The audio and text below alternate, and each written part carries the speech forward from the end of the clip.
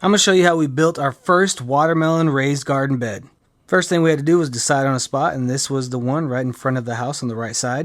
Then we took a tiller through that area just to break up the ground and prep it for the compactor, which we ran back and forth a few times, and then we were able to put the turf back on the ground.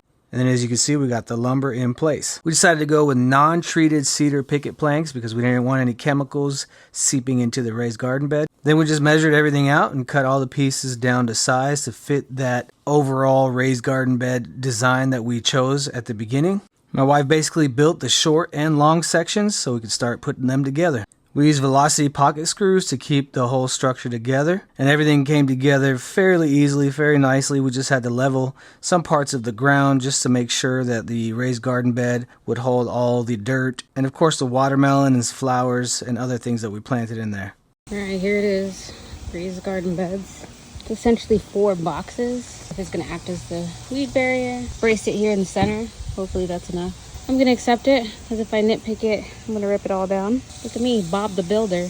Once you finished building up the raised bed, we started filling the bottom of the raised bed with logs, bigger branches, and twigs. Then the next layer was hay, yard debris, leaves, etc. We then watered everything down, just kind of weigh it down in preparation for the soil, as you can see here. And we just filled up the rest of that garden bed with some pre-made manure soil from a local place in our area. Once we finished adding all that topsoil, the girls and their mom went out there and started planting all the seeds. So over here we have geraniums, 6 seeds here of orange watermelon. Back here we have Phlox, and then here we have some crimson sweet watermelon. We have sunflowers in the corners, and then we have sugar babies here. 1, 2, 3, 4, 5 of them. And then we have some sweet peas in the back. Hopefully those are tiny. I could barely see those. Kaya planted some marigolds back here. Then her yellow watermelon should be right here. It is June 28th. In about 60 days we should be able to see something. All right, y'all, already we got one and then a younger baby, like now it says right here. Look at that.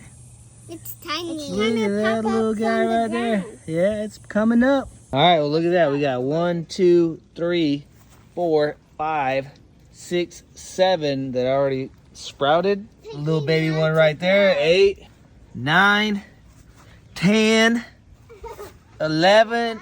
So far, y'all, we got 11 that sprouted. Ira installed this little water sprinkling system, which is really cool. We'll talk more about that if you guys ask questions about it.